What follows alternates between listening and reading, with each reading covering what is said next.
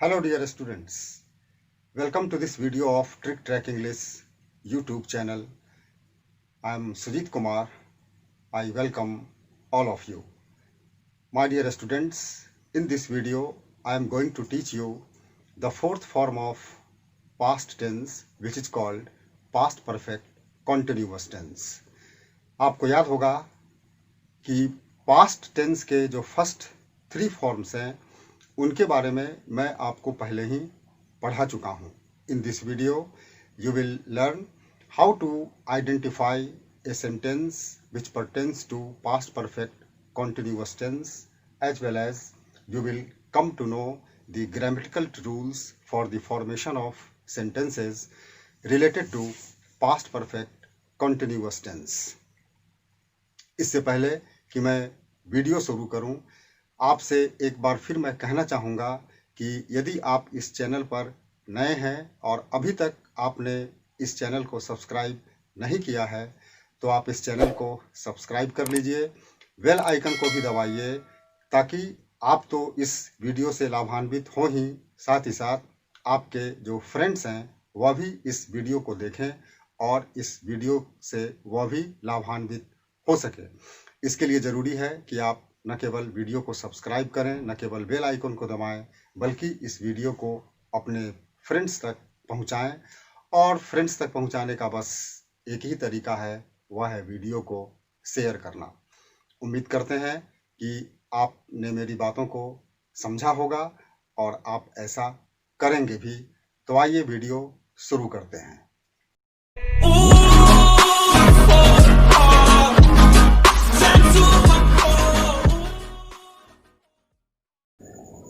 So my dear students, here is the fourth form of past tense. It is called past perfect continuous tense. First of all, let me teach you how to identify a sentence of past perfect continuous tense in Hindi. Read these 3 sentences. Here I have written, मैं खेलता रहा था, वह खेलता आ रहा था, तुम 2 दिनों से खेल रहे थे. अब ये जो सेंटेंसेज हैं हिंदी के, इनमें जो क्रिया है अर्थात वर्ब है वह है खेलना. खेलता, खेलना, यहाँ भी खेल है. इसे तीनों ही सेंटेंसेज के जो हिंदी वर्ब हैं वह है खेलना. अब आप ध्यान दीजिए कि हिंदी वर्ब का जो अंत है वह किस तरह से हो रहा है. पहले सेंटेंस में आप देखिए, यहाँ लिखा हुआ है ता रहा था, फिर यहाँ लिखा हुआ है ता आ रहा था और यहाँ लिखा हुआ है रहे थे. अब जब आप और यहाँ ये जो लिखा हुआ है सुबह से, यह है पॉइंट ऑफ टाइम, 3 बजे से यह भी पॉइंट ऑफ टाइम है और 2 दिनों से यह पीरियड ऑफ टाइम है. अब आप देखिए यहाँ मैंने इसे स्पष्ट किया है. जब आप इन सेंटेंस को पढ़ते हैं तब आपको किस चीज़ की जानकारी मिलती है कि पास्ट परफेक्ट कंटिन्यूअस वाले जो हिंदी सेंटेंस होते हैं उनके जो वर्ब की समाप्ति होती है वह होती है या तो ता रहा था, ते रही थी या ती रहे थे. फिर यहाँ लिखा है विद और विदाउट पीरियड और पॉइंट ऑफ टाइम. अर्थात यदि हिंदी क्रिया का अंत ते रहा था, ते आ रही थी में हो तब उसमें पॉइंट ऑफ टाइम या पीरियड ऑफ टाइम दिया रह भी सकता है और नहीं भी रह सकता है. इसीलिए यहाँ मैंने इसे ब्रैकेट में लिखा है. अब फिर यहाँ देखिए एक दूसरे तरीके से भी सेंटेंस का एंड हो सकता है. जैसे यहाँ और करके लिखा हुआ है ता आ रहा था, यहाँ नहीं ना है, यहाँ लिखा हुआ है ता रहा था, लेकिन यहाँ है ता आ रहा था. सभी में ता तेती के साथ सभी में आ लगा हुआ है और उसके बाद रहा रही रहे और फिर था थे थी. इसमें भी या तो पीरियड ऑफ टाइम या पॉइंट ऑफ टाइम दिया रह सकता है या नहीं रह सकता है. जैसा कि मैंने यहाँ लिखा, यहाँ देखिए वह खेलता आ रहा था, इसे मैंने ब्रैकेट में कर दिया क्योंकि यह रह भी सकता है, नहीं भी रह सकता है. अब फिर एक तीसरे प्रकार से भी इसकी समाप्ति हो सकती है और वह है क्या कि जो क्रिया होगी उसके अंत में होगा रहा रही रहे प्लस था थे थी. जैसे रहा था, रही थी, रहे थे. अब आपको याद होगा कि पास्ट कंटिन्यूअस पढ़ाने के क्रम में मैंने आपको बताया था कि पास्ट कंटिन्यूअस के जो हिंदी सेंटेंसेज होते हैं उनकी क्रिया का अंत रहा था रही थी में होता है। लेकिन अब इन दोनों में क्या फ़र्क है, अब हम कैसे डिफ्रेंशिएट करेंगे कि दिया गया हिंदी का जो सेंटेंस है वह पास्ट परफेक्ट कंटिन्यूअस का है या पास्ट कंटिन्यूअस का है। पहचानने का तरीका यह है कि यदि सेंटेंस की क्रिया का अंत रहा था रही थी में हो, लेकिन उसके साथ यदि उसमें पॉइंट ऑफ टाइम या पीरियड ऑफ टाइम यदि दिया हुआ हो, तब आप यह समझ लीजिए कि भले ही सेंटेंस की क्रिया का अंत रहा था रही थी में हो रहा हो, लेकिन वह सेंटेंस पास्ट परफेक्ट कंटिन्यूअस का ही है और उसे हम पास्ट परफेक्ट कंटिन्यूअस के नियम पर ही बनाएंगे। तो अब आप समझ गए कि जो पास्ट परफेक्ट कंटिन्यूअस वाले जो हिंदी सेंटेंसेज होते हैं उनको हम कैसे पहचानेंगे। एक बार आपको मैं और बता दूं कि पास्ट परफेक्ट कंटिन्यूअस के जो सेंटेंस होते हैं उनमें जो क्रिया रहता है, उन क्रिया की समाप्ति ता रहा था, ती रहे थे, ते रहे थे, विथ और विदाउट पॉइंट या पीरियड ऑफ टाइम, और ता आ रहा था, ती आ रही थी, ते आ रहे थे, विथ और विदाउट पॉइंट और पीरियड ऑफ टाइम हो सकता है, अथवा रहा था, रही थी, रहे थे के साथ पॉइंट ऑफ टाइम या पीरियड ऑफ टाइम जरूर रहता है। अब आप समझ गए कि पास्ट परफेक्ट कंटिन्यूअस के जो हिंदी सेंटेंस हो गए उनको हम कैसे पहचानेंगे। अब आइए, अब हम यह जानते हैं कि पास्ट परफेक्ट कंटिन्यूअस को हम कैसे फॉर्म करते हैं। तो सबसे पहले आप समझिए कि मैं आपको सीधे सीधे अंग्रेजी समझा रहा हूँ, समझाने का प्रयास करता हूँ कि मान लीजिए कि आपको हिंदी नहीं समझ में आ रहा है और आपके सामने कोई सेंटेंस लिखा हुआ यदि अंग्रेजी में हो, तो आप कैसे जानेंगे कि वह जो इंग्लिश का सेंटेंस है वह पास्ट परफेक्ट कंटिन्यूअस में है। तो उसके लिए सबसे आसान तरीका है कि उसमें सब्जेक्ट के साथ हैड ऑक्सिलरी वर्ब का प्रयोग होगा और उसके साथ हैड के साथ उसमें बिन जरूर लगा रहेगा, और जो उसके रूट वर्ब होंगे जिसको कि आप मेन वर्ब बोलते हैं या प्रिंसिपल वर्ब बोलते हैं, वह अपने चौथे फॉर्म में होगा, अर्थात कि उसमें आईएनजी लगा होगा। जैसे प्ले से प्लेइंग होगा, स्लिप से स्लीपिंग होगा। तो यदि सब्जेक्ट हो उसके साथ हैड बिन लगा हो और रूट वर्ब अपने चौथे फॉर्म में हो, तो यह बात एकदम निश्चित है कि वह सेंटेंस पास्ट परफेक्ट कंटिन्यूअस में ही लिखा गया है। अब इसी आधार पर हम इसे हिंदी से अंग्रेजी में भी ट्रांसलेट कर लेंगे। अब जैसे देखिए, हमने उस ऊपर में जो मैंने ये नियम बताया उसके आधार पर मैंने कुछ सेंटेंस लिखे, जैसे हैड बीन प्लेइंग। अब यहाँ पे सब्जेक्ट लग जाएगा हैड, ऐसे हम यहाँ पर जोड़ सकते हैं you had been playing, she had been playing, he had been eating. ठीक है, कुछ भी सब्जेक्ट जोड़कर हम सेंटेंस बना सकते हैं।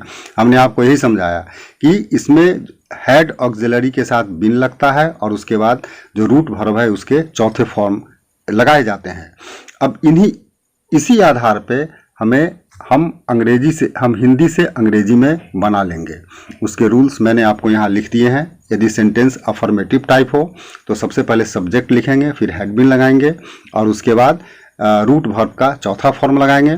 और यदि उसमें पॉइंट ऑफ टाइम या पीरियड ऑफ टाइम दिया हुआ हो तो उसके लिए हम फॉर या सिंस में से किसी एक को हम सिलेक्ट करेंगे और फिर सेंटेंस को हम आगे कंटिन्यू करेंगे। और फॉर और सिंस कैसे लगाया जाता है इसके बारे में मैं आपको प्रेजेंट परफेक्ट कंटिन्यूअस में मैंने आपको समझाया था। वह नियम वही है, उसी आधार पे हम जैसा मैंने आपको प्रेजेंट परफेक्ट कंटिन्यूअस में समझाया था उसी आधार पे हम फॉर या सिंस को सिलेक्ट करते हैं। अब जैसे देखिए यहाँ पे सेंटेंस है, वह सुबह से खेलता रहा था। अब यहाँ पर सब्जेक्ट कौन है? वह, तो उसके लिए हमने ही लिखा। फिर हैड बिन लगाना है तो यहाँ पर हैड बिन लगा दिए। यहाँ पे फिर फोर्थ फॉर्म लगाना है रूट वर्ब का, तो रूट वर्ब यहाँ क्या है? खेलना। तो खेलना का जो ये रूट वर्ब है इसका चौथा फॉर्म प्लेइंग हो गया।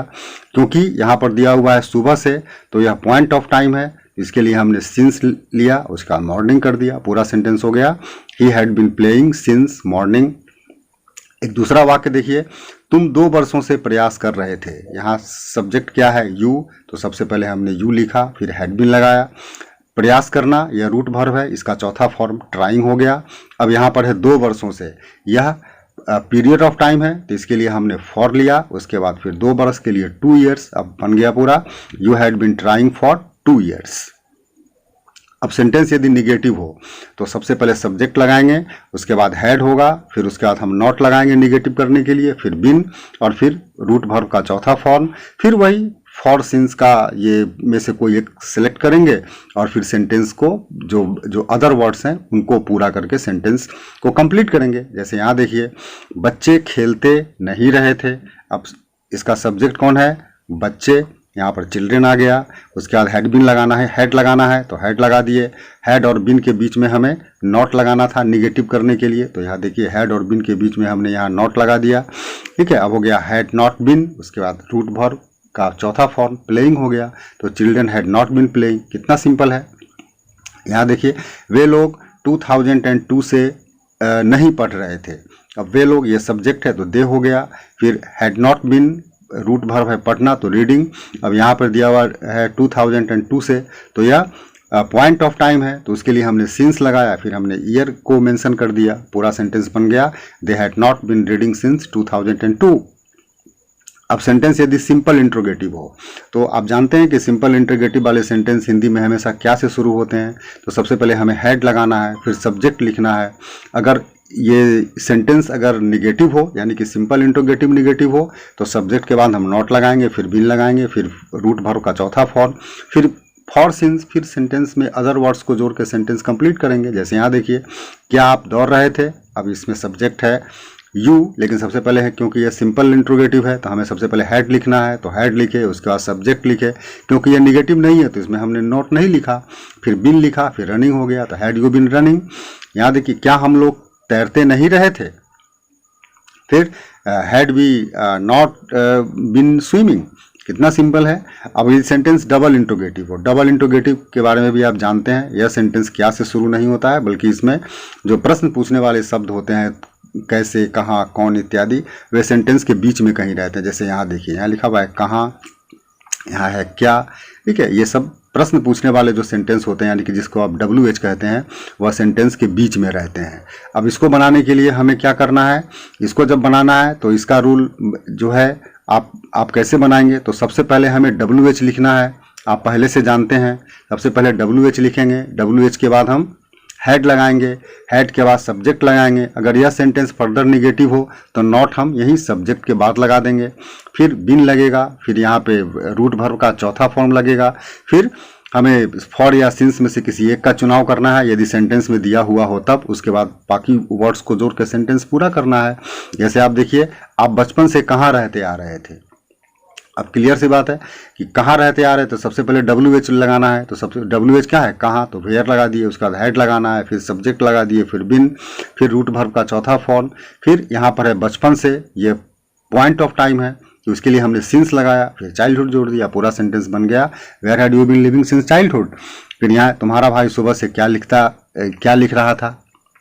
अब what had your brother bin writing since morning, since इसलिए कि यहाँ पर सुबह से, फिर यहाँ पर पॉइंट ऑफ टाइम है, सब्जेक्ट तुम्हारा भाई है, यहाँ पर होगा योर ब्रदर, और WH वर्ड इसमें क्या है? क्या, तो यहाँ सबसे पहले क्या हो गया, फिर हैड हो गया। तो कितना सिंपल है ये, कोई दिक्कत इसमें आपको नहीं आनी चाहिए। अब आप इसको एक शॉर्ट फॉर्म में ट्रिक से याद रखने का तरीका इसका यह है कि जो पास्ट परफेक्ट कंटिन्यूअस होता है वह प्रेजेंट परफेक्ट कंटिन्यूअस टेंस का ठीक अपोजिट होता है। अब एक बात आप और जानिए कि हैज़ और हैव का अपोजिट हैड होगा, क्योंकि अब बहुत साधारण सी बात है, क्योंकि हैज हैव प्रेजेंट में यूज करते हैं, प्रेजेंट का अपोजिट क्या होगा? पास्ट होगा। तो अब हम प्रेजेंट परफेक्ट कंटिन्यूअस में हैज हैव लगाते हैं तो पास्ट में हैज हैव का अपोजिट लगाएंगे तो वह हैड हो जाएगा। तो यदि ट्रिक से याद करना है तो अगर हम ऐसे जान लें कि यह प्रेजेंट परफेक्ट कंटिन्यूअस का अपोजिट है तब भी आराम से हम इसको समझ ले सकते हैं। यहाँ पर ये आपके को प्रैक्टिस करने के लिए हमने कुछ एक एक्सरसाइज बनाया है या टेस्ट करने के लिए कि आप कितना समझे। इसमें आपको क्या करना है, देखिए ये ट्रांसलेशन नहीं है बल्कि यहाँ पर हमने कुछ सेंटेंस लिखे हैं, यह सेंटेंस किसी दूसरे टेंस में लिखा हुआ है। ठीक है, आपको क्या काम करना है कि इसको पास्ट परफेक्ट कंटिन्यूअस में कन्वर्ट करना है, सिंस जो ब्रैकेट में जो वर्ड दिया हुआ है उसको जोड़कर, है ना। जैसे हमने यहाँ लिखा my mother was cooking food, अब ये किसी दूसरे टेंस में लिखा हुआ है, आपको इसे पास्ट परफेक्ट कंटिन्यूअस में कन्वर्ट करना है। इस तरह से हमने यहाँ पे ज़्यादा नहीं, ये 5 या 5 सेंटेंसेज हैं, आप इनको बना लीजिएगा और बनाकर आप प्रैक्टिस कर लीजिएगा। आप चाहे तो अपने आंसर को हमसे वेरीफाई भी करवा सकते हैं। मुझे उम्मीद है कि आप अच्छी तरह से समझ गए होंगे। अब इस तरह से आपका प्रेजेंट टेंस और पास्ट टेंस पूरा हुआ। अब बच गया है फ्यूचर टेंस, जो आने वाले समय में हम फ्यूचर टेंस आपको पढ़ाएंगे। अभी आप इसका अच्छे से प्रैक्टिस कर लीजिए।